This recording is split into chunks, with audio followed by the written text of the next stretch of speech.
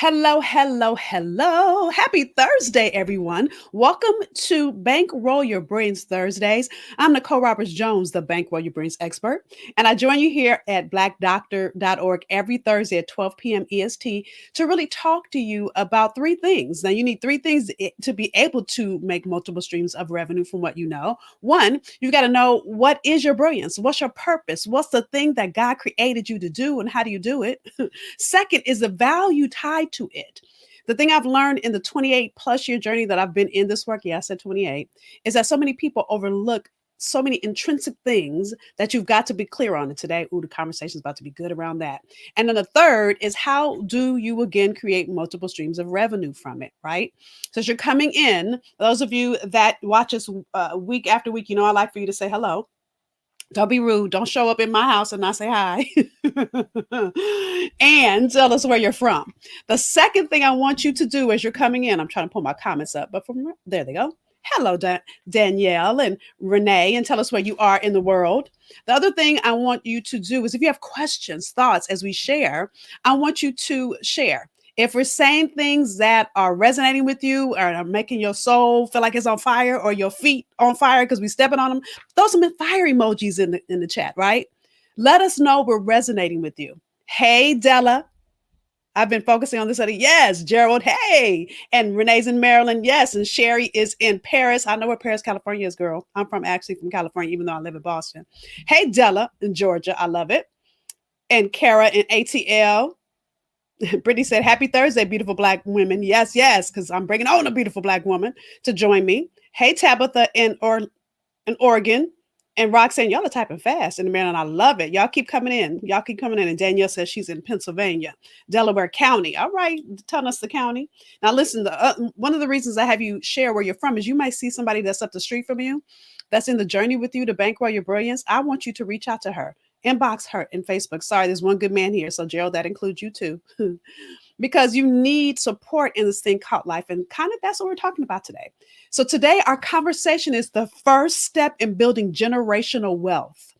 The thing that I love about this conversation is it's generational. So it's not just about you, it's about the generations that come behind you. So yes, this is for you if you're a mom, but this is also for you if you're an auntie, if you're a cousin, if you're a big sister, like from big sister, big brother, and you have a mentee, right? This is for you because really we're talking about how you invest in the next generation. How do you give so that they are exceeding where you are, right? And all of us will define wealth in a different way, but our expert, baby, let me tell you, she's getting ready to set us all straight. So let me read her bio because I'll start going in and forget to introduce her and bring her on. And, so her name is Linnita Hosten. Now, Linnita is an award-winning author, a national speaker, and a student success strategist. She teaches high school students how to stand on their own 2 feet after graduation. How many of y'all have high school students? Whether it's your child or your niece or your godchild. Listen, I have a godchild that's a high school sophomore. Yeah. So that pertains to me, right? I'm raising my hand. I want y'all to raise your hand too. I'm looking. How many of you guys got youth in your house? This is for you, your house or your friends, your best friend's house or wherever that might be. Yes, Teresa said me. Tisa rather, right? Hey, Hildette in Virgin Islands. Thank you. Look. So with that said, as a respected education planning professional, Linnita leverages her proven and result-driven strategies to facilitate evidence-based programs for your kids, y'all, to organizations, universities, and community groups, helping their students achieve their educational goals. Now, you think that'd be enough, right? I see Tammy says yes, and Hildet says yes. I do have a son who's 17. This is for y'all. Listen, before I bring her up and before I finish reading her bio, I want you guys to see the button below. I want you to share it. Because what I know for sure is if you have a high schooler or even if you have a junior high schooler, because guess what where they going next? Hello, high school. Hey, Teresa in San Antonio. So I want you to share this because this information will shift the trajectory of your children's career. Yes, Danielle, then you definitely need this, right? This, what she's going to share with you, is going to change everything. So Linnita has been honored with various awards, including Excellence in Education, Youth Speaker of the Year, 40 under 40. Yes, she under 40 and doing all of this, y'all. Hello, making me feel old. Education Book of the Year, and University of Maryland Global Campus Alumni of the Year. She's passionate about preparing ambitious students to get clear on their plan and confident about pursuing their dream career. Ladies and a few good men, please welcome Miss Linnita. Hey, girl. Hey, thank you so much for having me. So excited about everything you're going to report into all of us, right? And so, again, I want to remind you guys before we start, if you know someone that has a high schooler in her life or his life, For his whether life. it's a mother, a father, a cousin, a godchild, I want you to, yes, Keisha said I have a 17-year-old. This is for you. Oh, I want you to yes. tag them in the comments below. Number one. Number two, share, because you might have some friends that you didn't know had kids, right? Hello, or people following you in social media that you didn't know have kids. Number three, as we share, if you have questions, because Lanita is phenomenal at all of this, and she has so much more that she can give in our segment. I'm gonna be honest with y'all. So hang tight, because she's gonna give you a gift, okay? So, with that said, Miss Lanita, let's just go jump right in. Now, when I reached out to Lanita to talk about what we're going to share, because there's so many ways we can go about when we talk about student success, Yeah. we looked at really building generational wealth. Tell us why really your dream career and generational wealth are attached to each other. I feel like it's a domino effect. Think about the people who do what they love. I always describe it as infectious. When you Mhm. encounter them, there's an exchange of energy, and that domino effect affects a household. So when you talk about a husband and a wife, or a man and a woman bearing children, those two loving what they do, they feel good. Their energy is uplifting. That transcends to their children. It's infectious. So when we Yeah. talk about building generational wealth, I feel like part of that is our kids seeing what's possible, and then seeing you do that fruitfully. So it Hmm. is So attached. good. That's so good. And as you were talking, what I'm reminded of is it's investment. You don't reap what you don't reap from what you don't sow into. So if you're not Yeah, going to sow into your children, you want your children to be successful. You want them to, first of all, we all want our children to do better than us. But how yes, are they we going to do. do better if you don't sow into them to do better? How are they going to go abundantly above all that you've ever done if you don't give to them all that you've never had? So Yeah. let's talk about how really parents can support the interests of their children. Listen, I have questions, y'all, because I can talk, and Lanita and I can talk for 5 hours and keep talking, but I want to make sure I stay focused. So I have questions in front of me, so you'll see me look down. So tell us, how can parents and really the village support children and their interests? Yeah, the first thing is ask. And that's such a practical thing, but it's a Yeah, thing that I don't feel like we often commonly practice, having dialogue about their interests. And so yeah. asking them, what do you enjoy, what do you like to do? You may have observed them doing those things and you have an assumption, but ask them, how Yeah. can what is it, where can we do, and expose them to things. So depending on the age of the child, if they're young, you can ask them. If they're already of age and you see them doing what they love, support them in that area. Ooh, There's can I, something I have to powerful add? about. I'm like, I Go have ahead. to add to that. The thing I love about her saying ask is don't assume, right? And Lanita, tell us your story, because before we go in, I should have asked her to do this from the top. Tell us your story, because I think for her, the reason you're so passionate about this is because of your own journey. So before you finish answering the question, I know I did it in the middle, right? Tell us your story, because I think that has to do with the power of the ask. Yeah, it does. So my story is at 16, I already knew what I wanted. You could ask me and I could tell you. My goal was to be a dream journalist. My dream was to be a journalist. And I was living that dream at 16. I was actually in the newsroom at 16 with an internship. And in my mind, it was like, yes, the gateway to a dream starting to unveil, until I actually experienced it. So I got inside that newsroom and it was not what I thought. I fell in love with perception and not reality. Ooh, that's But good. everybody knew that that was my dream. My teachers, my parents, my friends, and I had already decided I was going to major in it. So out of fear of not wanting to, or not really having a dream, to be quite frank, I studied it anyway. I went to undergraduate and I had an amazing time. Amazing, very active. I wouldn't change anything. Freshman year, sophomore year, I mean, touching everything on my campus. Junior year, I got all the way down to my senior year, never changing my major. And I remember sitting in my graduation seat, and it was a proud moment. I was the first in my family to go and to finish.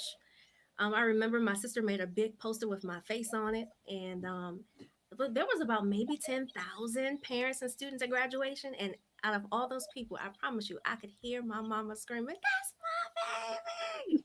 So I was proud. Your girl was proud. Okay, my chest was poking out, but I was also afraid. I had no plan, nothing. I had this concept of what I thought I wanted to do, and then I had the reality that the end of my rope was near. Some decisions had to be made. Yeah. And I went home for 6 months and sat on my mom's couch. And it was the worst feeling. I had buyer's remorse. I felt like rejection. I felt like, oh, did I study the right thing? Did I make the right decision? Was this all what people say? Is this what college was supposed to Right. And how many of y'all felt like that when the college was over? How many of you guys felt like, oh my goodness, I got this degree? Or whether you went to college, whether you went to a trade school, whether you went through a program or certification, whatever that was. How many of you guys have experienced that? Right. And I remember I got to that place in my career too. I had the career I always wanted. I was opposite from Linnita. She's not done yet, but I want y'all to get this. And we don't want your kids to go through this. do? And I Yeah. had matriculated in a career that everyone knew me for. And yet I felt like something was missing. And so Mm, I was at the same place that you were on that couch where I had a decision to make. Do I go after perception and be the yep. Nicole that Yep. everyone says I should be? Yep. Who Tammy says, talk about buyer's remorse. Okay, yes, Tammy, we will. I'm gonna ask her to. And or do I go after this thing that's rumbling inside me that I don't even know what it is yet? Yep. Oh my goodness. Same story, different stages of life. Yep. Yeah, Tammy, buyer's remorse is that when you purchase something and after you get it in your possession, you're almost like, was this a good decision? Like This is what I what really you wanted. purchased. Yep, is this it? Like, Right. mm, And here you are, you went through 4 years. You didn't tell anybody the whole 4 years. You knew you didn't want to be a journalist. But because at yeah, 16, y'all, I want y'all to get this. I want to paint a picture so you can see this. How many of you guys have 16, 15, 17-year olds that have this dream of being this thing? And so they're going all out. And what doesn't happen is you'll get just as excited for them, right? As they are. But when things shift, and this is what happened with Linnita, when things shift, and see, no one asked. Not because they didn't love her, not because they weren't proud. They were just so doggone excited about her working at the TV station. Okay. Nobody asked, are you sure, baby, this is what you really want? Mm-hmm. and there's some other questions you could ask if you have someone that's a little older, like I was at that age. How else can you utilize the skills of journalism? What other Yeah. avenues can you pursue that will give you that same feeling that you feel from practicing what you love? Where can you go to get that experience now to ensure that's actually what you really like? Those are the Yeah. kinds of questions that I prompt students to ask, but I also empower parents to ask the same thing. Our kids need to be in the environment that they have Yeah. desire about. They need to be able to see, touch, and feel it so that Yes. they can experience it from a reality lens. And I want to say, Lonnie just said, man, I try to tell this. And I want you to get it's the difference between telling and allowing them to experience it. And so, what I want you to see that Linnita is modeling is experiential because how many of you, and I'm going to be honest, okay, because I used to be a hot mess, right? Right, Tammy? We'll talk about that in a minute. So, listen, I really want you to get this. You could totally be in a place where people are telling you what to do. Now, when I was 16, if you told me what to do, I did the opposite because you told me to do it. I don't know if y'all were that kind of child, but I was. If you told me to go climb a mountain, I'd be trying to climb something else. I'd be trying to climb a building because that's just who I was. You're not gonna tell me what to do. And so, you, as a teenagers, and a lot of teenagers are like this. And if y'all gonna act like you are like that, I'm gonna let you know that you in denial because most of us were. So when you try to tell a teen what to do or how they should be, doesn't work. But when you hold the space for them to Yes. experience it, which is what Lanita's talking about, it's a whole different opportunity. Here's the other thing, and then I'm a hush. When you're a teen, you're in transition. You're not a child anymore, but you're not grown. Okay. You think you're grown, but you're not. So you're having all these feelings and you don't understand what you're feeling. So you're processing that on top of not knowing what to do when you feel certain things. And so I think that is why the fight is in you to not listen to people because you don't know what you're feeling, let alone to be listening to what somebody else is saying, right? Yeah, Nicole, what you're referring to is the stage of interdependence that parents should arrive when their child phases out of, when they're looking to Mm, phase out of high school. It's interdependence. They start off being very dependent. They need Right. us. They need us to clothe, feed them, affirm them. Well, they never lack that. We always need the affirmation from our parents. Hmm. But as they age, they develop an independence. They can dress themselves, feed themselves. They can affirm themselves and Right. receive affirmation. Interdependence is the next stage that really is a mature one, where the parent says, okay, I see you functioning in your independence, but I would like for us to make some decisions together. You arrive with your Mm. independence. I'm going to come with my independence. We're going to make the decision together. It's collaborative. And Yes. that's those are the skill sets that we want to transfer to them, that they take with them. This is teaching them how to Yes. fish. They'll need that same Yes. skill set in their romantic relationships, in the workplace. Interdependence is powerful. And Right. so, as parents, if we can allow our authoritative, the need to have control, we can allow that, take it out a little bit Yep. and say, "Hey, let's share this space as we make this decision." It really does open up vulnerability and trust Mm. and really great dialogue with your child. So good. So good. So, how about if you see something in your child that you too think or feel would be right for them? Is it okay to sort of push them towards that? I Good think that question. they should, it is a good question. I think you should put them in the environment and say, hey, there's some skills that you may have that may never unveil if you never get exposure to it. Your skills will be dormant until you unleash them. And Hmm. so that was my story. I didn't know I had the ability to speak and use my oral communication to work with people until I did a beauty pageant in college. I would have never done that. I'm not even a pageant girl. I didn't even have a dress or a swimsuit. But when I got in that environment, I was a sponge. And from that, skill sets release. I believe that same thing Mm. can happen for your child. And as parents, you do sometimes see something that they can't see. And as adults, people see things in us that we don't see.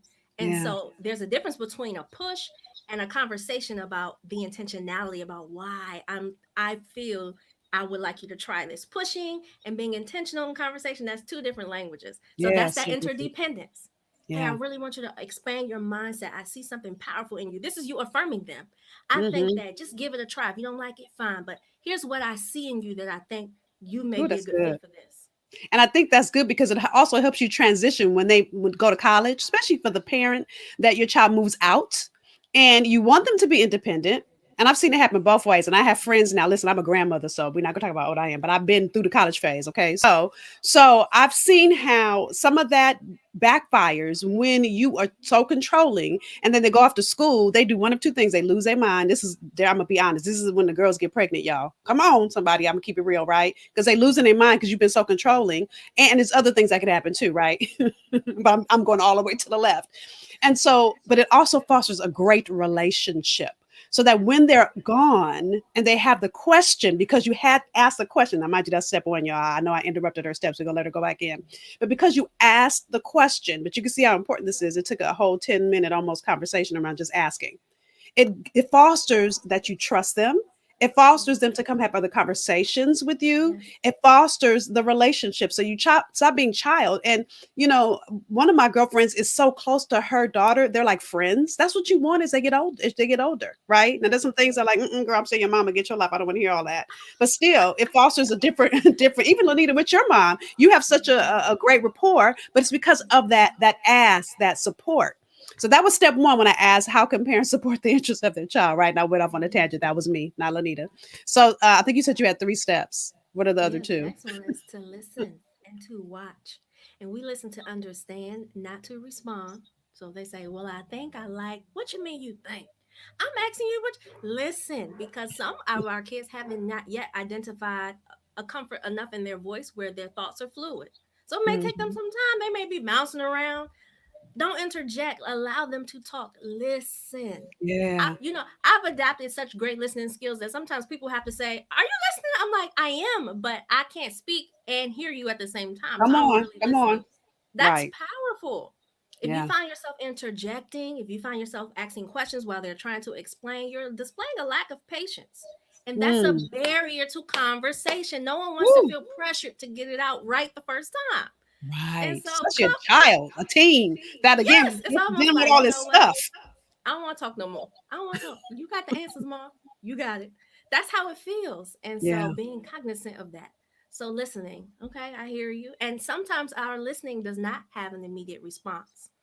And I think when we listen and sit on it, you may find other ways to come and affirm and or provide counsel. So be Ooh, that's intentional good. about that. You ask and you listen. And then the last thing would be Right, before you go you on the have last thing, let me just wait, because this is good, y'all. And I hope y'all are taking notes because y'all don't even realize the nuggets that she's dropping. Okay.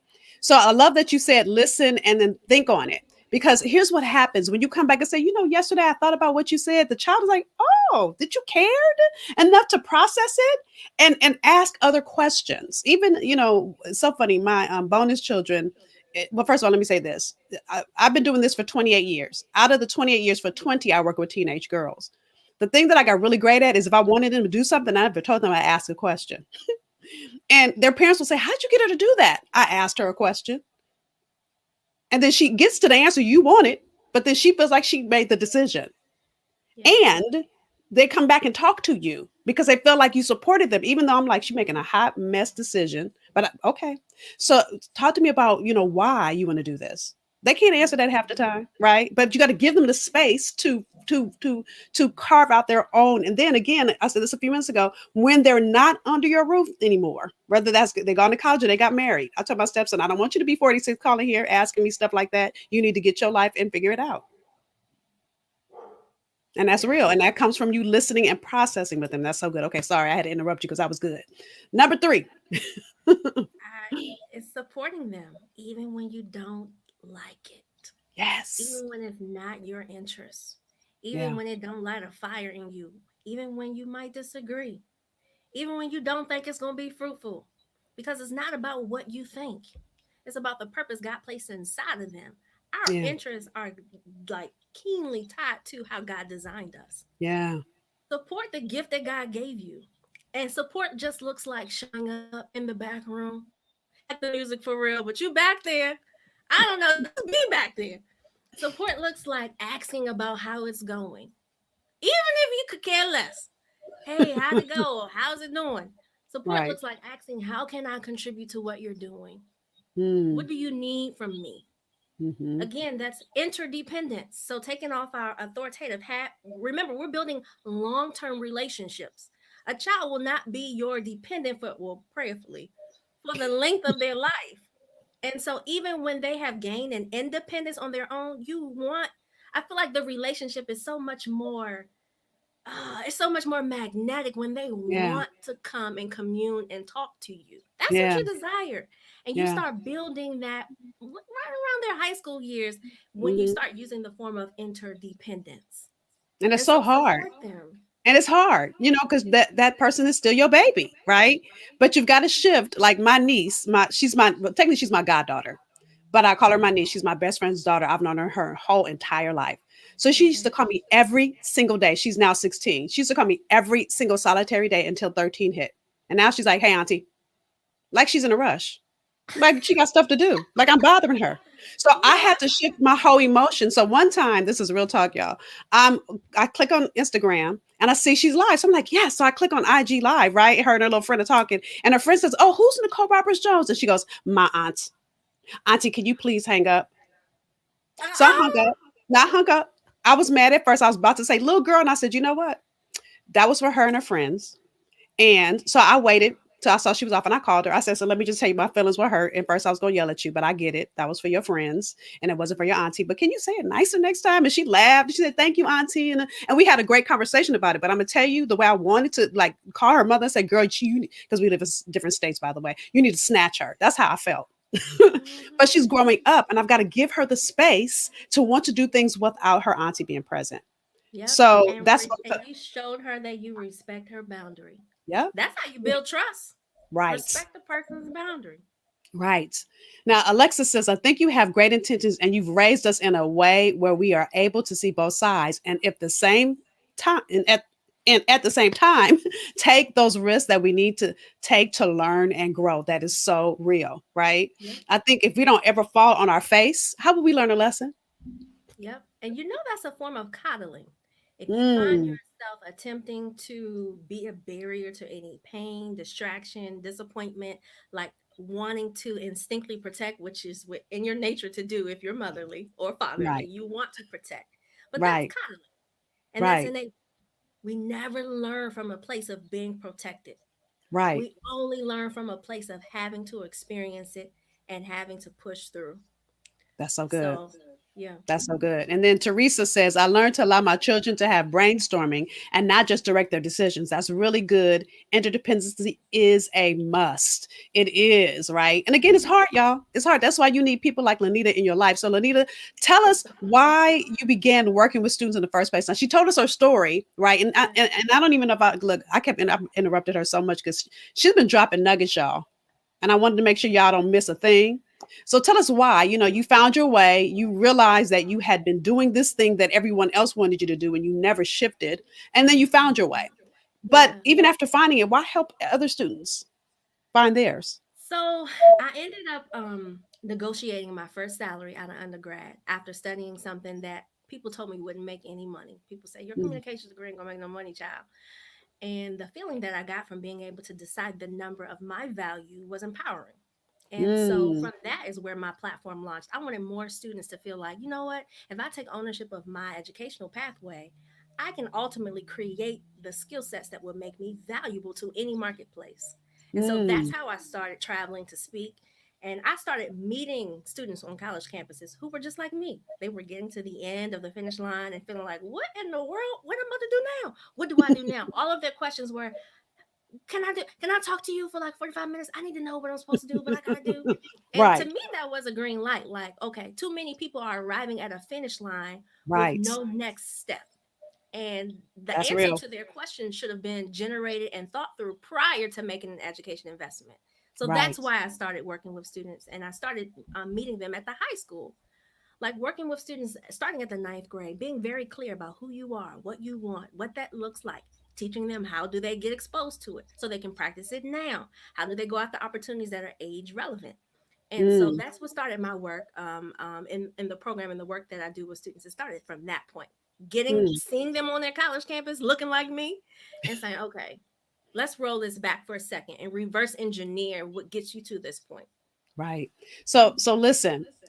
Can you believe it's almost 12:30? I'm like, Jesus, Oh, we wow. didn't talk. Look, and I have a whole page of other questions to ask her. So listen, those of you that need more, know that what Linnita does, she's a student success coach. This is what she does, okay, for a living. So if you need more, first of all, get her free gift is down there at the bottom of the screen. It's promoting positive self-esteem and really gives you tools around what we talked about today, right? So go to iwantthegift.co. Again, iwantthegift.co and grab it now. Don't wait till later. Open up another window and do it now because you'll forget. And then you'll be asking one of your friends that also forgot, or you're here by yourself and you have no one to ask, right? Go to iwantthegift.co. So listen, you've given us so much, and I see people are asking questions. Let me just do this one real quick. Lanita, my daughter is only 5 and my son is only 2. However, I need you in their lives. All right. All right. Listen, Listen, get on her list. Go ahead. Go ahead, Lanita. I was gonna say, so many parents have been saying that, and I'm seeing the value of getting students younger. So I have something coming down the pipeline. Please, like, somehow, add me on Facebook. Take the gift. That'll help me maintain communication And with you. I can I have something look? And coming. I'm gonna be bold enough to say something. And I think I could do this as her former coach. Look, I'm gonna be bold enough to say something. So listen, when you get her gift, I want where is it? I want the gift.co. You're gonna get an email. Reply to that email address and tell her, as a mom of a 5-year-old and a 3-year-old, tell her specifically how you need support. People that do this profession need your insight. When you Yeah. share, and this is for all of y'all. So any of you guys that have little kids, and there I'm saying this, and Nina can look at me side eye later.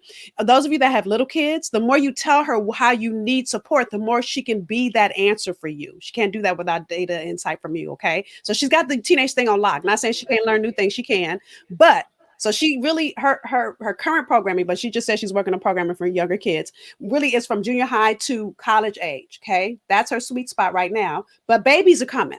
So all of you that have babies and you know you need the support so you can get the generational wealth started now, Mhm. reply to that email. Get the gift. I want the gift.co. When you go, it's going to ask for your email address to give you the gift. But then you can also reply to that email and say, hey, girl, I was on your segment on blackdoctor.org and my children are this age and here is what I need.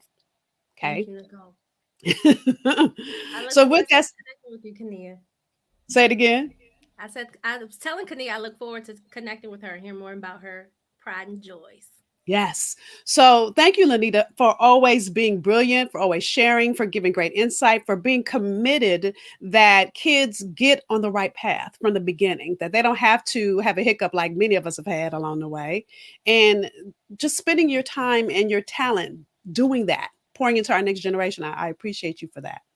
Absolutely, you're So as we welcome. wrap, is there anything you want to say in closing?